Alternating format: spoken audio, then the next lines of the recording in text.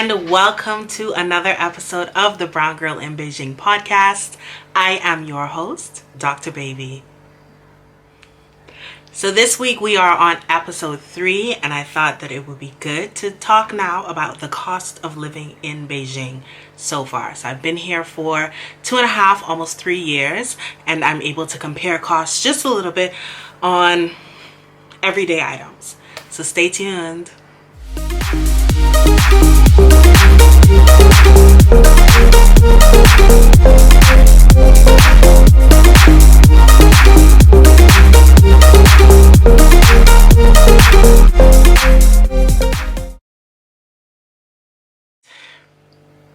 I don't think I ever explained why I'm called Dr. Baby. I intended to do it in episode 2, but that was 3 takes and I was exhausted and I was just trying to get through it. So now I will take a few minutes to just explain the meaning behind the name. So in my family, I am the youngest of 5 siblings, and they are my biological siblings. I have to clarify because there are 2 people who are going to watch this who may shout, albeit internally, "Shannon, are they your biological siblings? This your biological sister? This your real sister or your fake sister?" I won't call any names because Rodney and Nadia know who they are. I'm just going to say that I've picked up a lot of siblings along the way, so I'm clarifying. Back to the story. Out of 5 biological siblings, I am the youngest, so I've always been called the baby. Then in 2014, when I got accepted into the PhD program at Hampton University in Hampton, Virginia, USA, my father prophesied over me and began to call me Dr. Baby. Since then, it's picked up a little bit of traction. And so here in Beijing, especially when I used to work at my old job, my coworkers would call me Dr. Baby. My old boss still calls me Dr. Baby to this day. So this is the name that I thought best represented me at this stage in my life. So that is the name that we are going with. So I reintroduce to you Dr. Baby. Speaking of Rodney and Nadia though, they have a firm, the Service Culture Firm. I'm going to drop links to that and also to the RN Love podcast. I've listened to some episodes and it's really, really good. It's like sitting in their living room and talking to them and listening to them just talk to one another, which I've done so many times. So it just feels like I'm in the room with them. So I love, love, love to listen to it.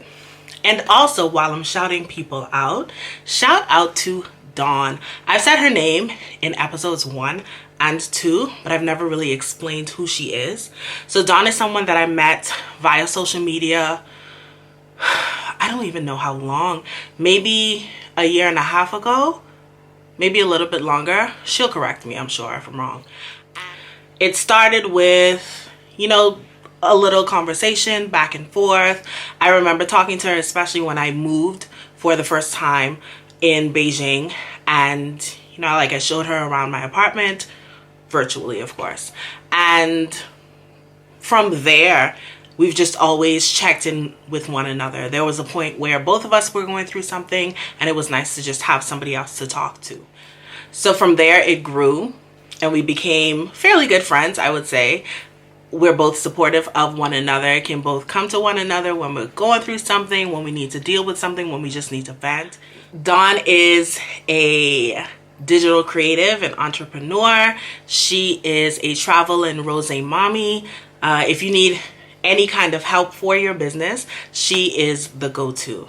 She sends out email blasts that are honestly gems, even for people like me who don't have a business that they're trying to start or that they're running, but just trying to make it through everyday life, trying to deal with people, trying to network and figuring out what's the smart way to do it while still holding on to who I am. So she's really good for all of that. So I'm gonna drop her links down here so that you can hit her up or even just follow her and just see all of the goodness that she has.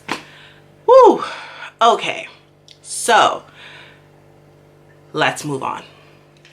I'd asked you before to send me some questions so that this podcast, this vlog would always be relevant, and some of you did just that. So I have about, I think, 4 questions or so that I am going to try to answer, and one of them sort of takes us in, like that's our segue into today's topic. So first question, have you been taking Mandarin classes yourself to learn since you've been there almost 3 years? This felt personal attackish. I trust that it wasn't, but still. I have, sort of. So my new job now offers Mandarin classes once a week, which I have been taking. When I first got here, we had the opportunity to go to a center that taught Mandarin, but we didn't have enough people to qualify for the group discount, and at the time that was just not a priority to spend my money on, so it did not happen. My old job also offered us Rosetta Stone, which I never took advantage of. I have used Duolingo to try and up my game in both Mandarin and Spanish. I have used a couple other apps. Chinesey is an app that I really like for breaking down the characters, because my struggle with Chinese is that you have to know the characters and you have to know the pinyin, and the pinyin is the words, because the characters and the pinyin, they don't go together in my brain. So the character for dui is one of my favorite words ever. When somebody is asking me even a question in English, I respond with dui because it means correct or right. Yes, you got it. The character for dui doesn't tell you that that character means dui. You just have to know that that character is dui. Now the characters are based on pictographs. So there are some characters that you can look at and you can understand how they got there. So I can maybe put together, theoretically, I can put together the meaning of a set of characters, but I don't know what they are in Chinese. So I can't actually read them in Chinese. I can maybe, again, in theory, give you the gist of it in English, but I have no idea how it translates into Chinese. So that's one thing. Now with this new job, I've stopped saying new job. I've been there for a while. But with this job, we get lessons every week, and they are very helpful with learning pronunciations and tones. I am terrible with tones. There are 4 tones, and in my head, I have to say, first tone sounds like ah, second tone sounds like what, third tone sounds like really, and fourth tone sounds like no. That's what I have to do in my head. So when I am reading, I cannot read fluently. I can make the pronunciations, but I cannot read fluently because I am still trying to get the tones right. So here we are months later of Chinese class, and I'm still trying to get the tones right. Pray for me. A very short answer to that question is yes, I've been taking Mandarin classes. And I have picked up some little phrases. When I was in my first apartment and I would get a Didi. A Didi is like the Chinese version of Uber. When I would get a Didi home, whenever they came from one direction, my apartment was on the left, but they would pull over on the right and say, all right, bye. And so I learned how to say 在左边, which means it's on the left. Now, was I saying it correctly? No idea. But it works. I found that if I mumble a little bit, speed up my speech, usually works. So Zai's will bien, it's on the left. You'll bien on the right. And I also learned Jega and Nega. And funny story, if you do not know what those words mean, sometimes you might hear a local on the phone saying nega, nega, nega. And it's like, who are you talking to? Who are you talking to? Who are you meaning? Me? And then later you learn that nega means that. And Jega means this. Jega this one, nega that one. And it's a filler word. The way that we use or like or so. And so once you understand that, you're a little less offended. And then from there, you have Jaylee and Naylee. Jaylee means over here. Naylee means over there. So those little words and phrases I've picked up. Also taking the bus, taking the subway. Daula means to arrive. So wo dala, I've arrived or I'm here. Wo Lila, I'm coming, which I learned to be able to say and spell for delivery drivers when they would bring me food. I can say I'm coming because they would call for God knows what reason. And I just answer, Walala, Walala, and hang up very quickly before they ask me anything else. When I get picked up in a DD, not ni hao, which is hello, and how da. I love to say how da, like, yes, I totally get it. I understand. We're here, we're together. And sometimes my DD drivers take that as, we are here. You get me. And they start riddling off. And then I have to say, doi buji, ting budong.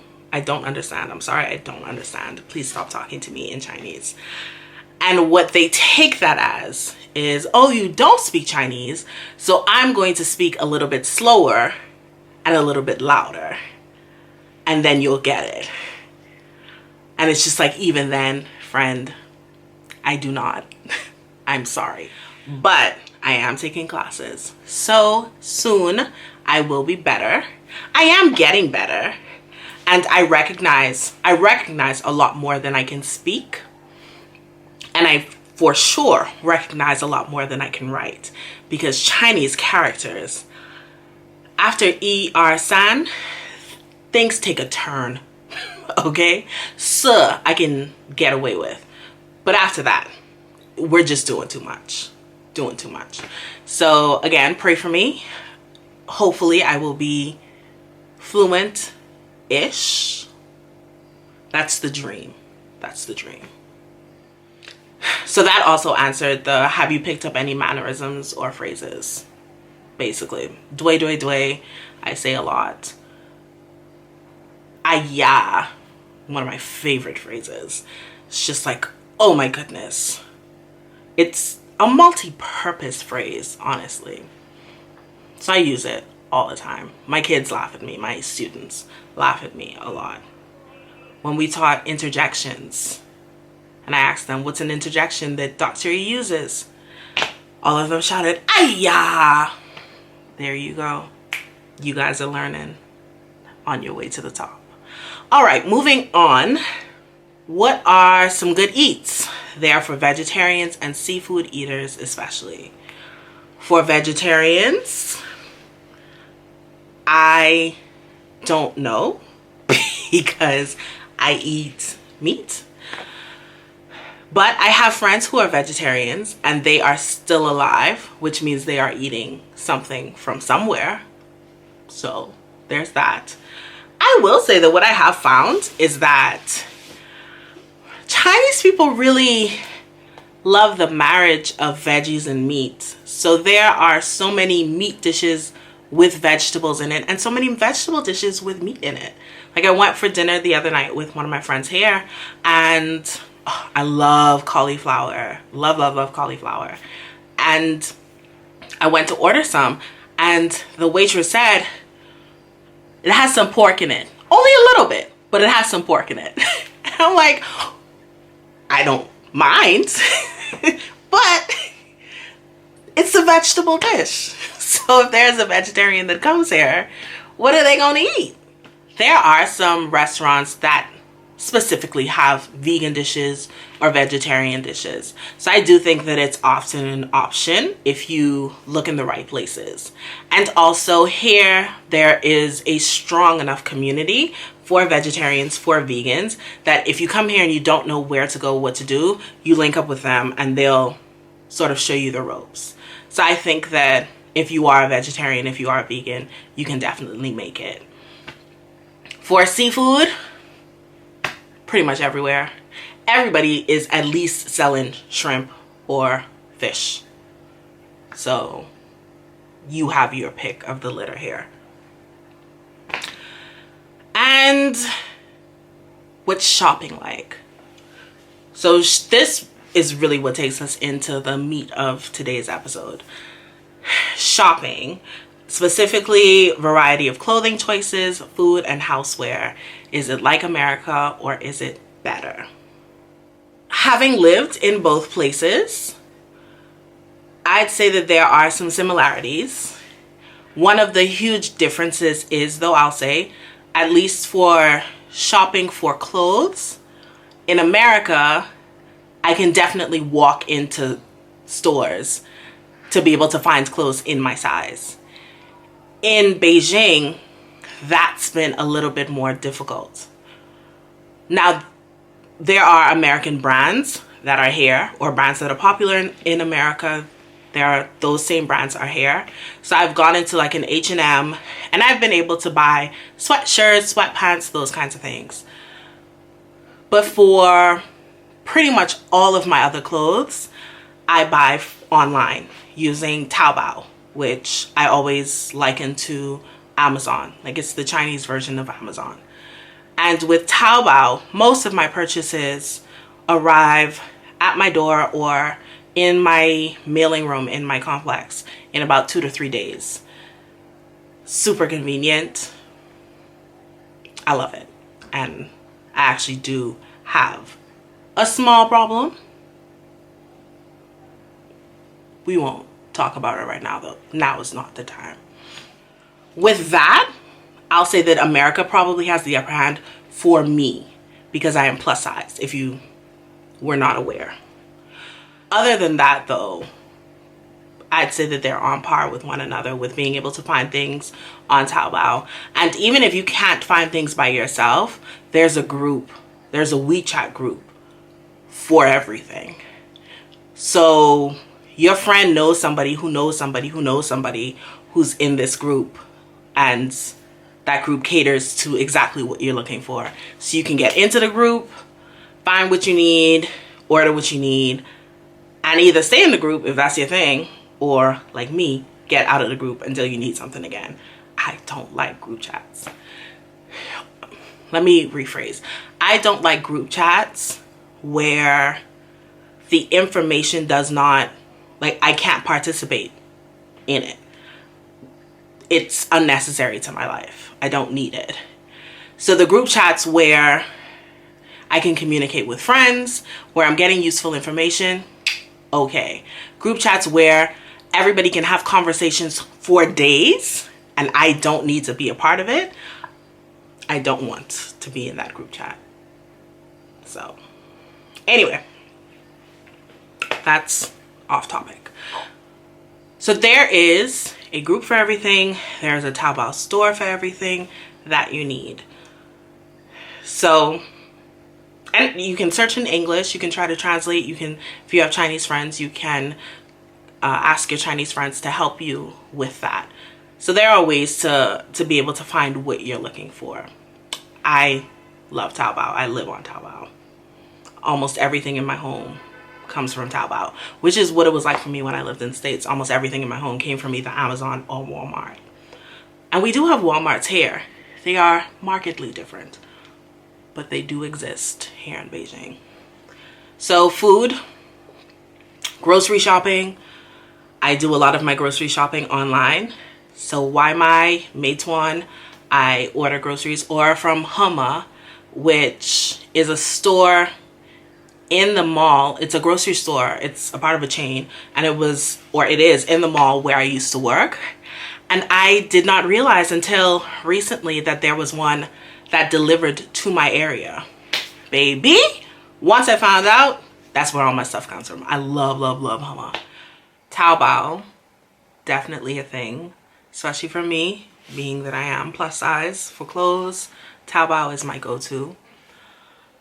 Food, Meituan, and for things that are more Western culture, you can sort of find them on Taobao. You can find them in like the import section in some grocery stores. Be prepared to pay a little bit more because you are going to be paying closer to Western prices for them. For electronics, for shoes, for handbags, I have a different lady for each through my friends at the Pro Market. I should reword that. I have a different lady for each at the Pro Market through my friends. And those ladies, I also call them my friends. They're so sweet, so sweet. So all the things that I need, honestly, I can find. And if I can't find them myself, then I know somebody who knows somebody who knows somebody. It's just a matter of how hard are you willing to look. And then with Taobao, with my clothes, I get them from, I don't know the name of the store, but it sells Torrid clothes. So like this dress that I'm wearing right now came from Torrid. So I have a lot of Torrid clothes in my closet that I bought here in Beijing. Ayo.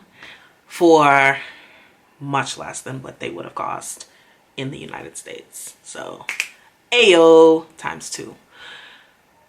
Which brings us to cost of living. I would say that actually getting an apartment is definitely the thing that feels the most Western. So apartments, depending on the area, can be a bit pricey. Moving into an apartment can definitely be pricey because with a lot of apartments, landlords require that you pay 3 months at a time. So if you are getting a new apartment, you have to put down a deposit, which is a month's rent. You have to put down first, second, and third month's rent. And then you have to give the agency a fee, which is also a month's rent. So you are coming up with 5 months rent at the time of move-in. Sometimes an agency may delay their fee a little bit or allow you to give a little bit now, give a little bit later. Sometimes the landlord may give you until the 2nd month, but you don't want to bank on that. So if you want to move, you need to be prepared to have all of that money up front. Now, once you're in there, getting things for the apartment and just living in the apartment, definitely not as expensive. For electricity, and this is for all of my Bahamians out there. For electricity, I put 100 kwai on my meter box and it lasts me a month. Now, what is the equivalent? Roughly 15 USD or BSD as the case is. So $15 lasts me a month. Now, that's with me using 2 fans in my bedroom at night, with me cooking, sometimes using my oven, fridge, lights, TV, computer, gadgets, $15. When I start to use my air, maybe we will go up to 20 or 25. I'll let you know. For water, I got a bill for 10 kwai. That's $1.54 for a month for water.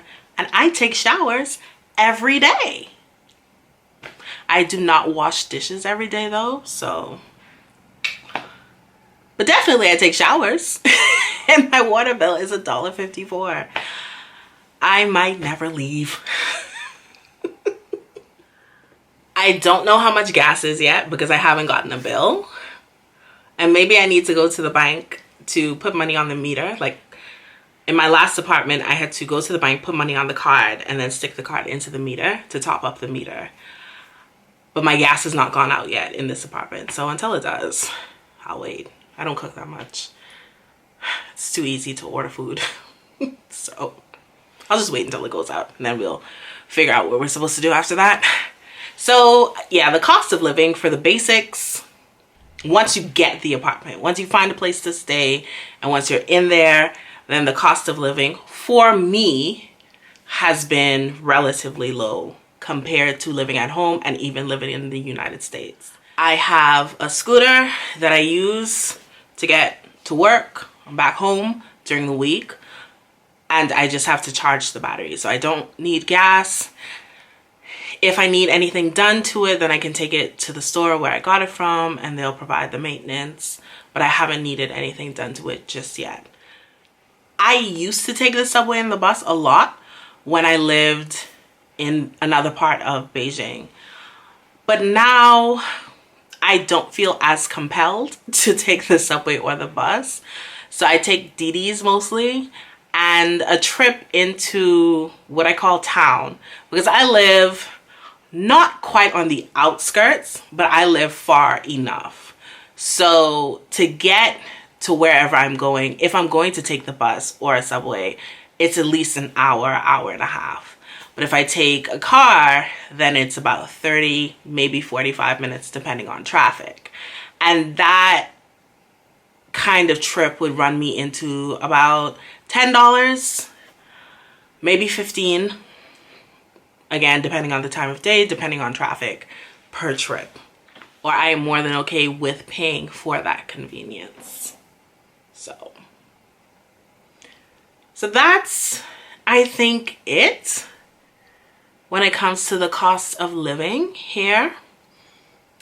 Day-to-day food, if you're eating Chinese food, relatively inexpensive. There's a place, I know the name, it's either He Gaga or Gahaha. I don't remember. But they have Kung Pao chicken and rice, little dish. And you could get it for like 30, 40 kwai, which is about $5 or so. Get that with a drink. Drink is about $2 maybe, and that's a meal, a whole meal, one that I've had so many times. But if you want something on the Western side, you want like burger and fries, you might pay a little bit more. You might pay almost $10 or so for something like that. And if you want to go out to have a nice dinner, QMax is one of our favorite places. QMax Taqueria is my favorite of all of them because they have these lamb chops, and the lamb chops are about 118 kwai, which works out to maybe $16, $17 for that plate. Lamb chops, rice, corn, salad. Yeah, worth it for me when I go. But it just varies what you're spending depending on where you go, what it is that you're getting to eat. So if you like Chinese food, you can definitely survive. It costs a lot less than Western style food. And honestly, everything here, the Chinese version costs a lot less than the Western version. So if you are okay with that, then you're good to go here. And a lot of times I'm okay with that. So I hope that this episode has given you a little bit of insight into what it costs to live here in Beijing. If you want more specific details, please feel free to reach out, let me know, and I can try to get more specific. I can try to give more information on certain things. Just let me know. So that is all that I have today. It is time for me to go an adult and people. And so I hope that you guys have a wonderful day or night, depending on what time you're watching or listening. I thank you guys for tuning in for another week. I hope that it was something worth tuning in to. Right? Not tuning in for. Worth something tuning in for.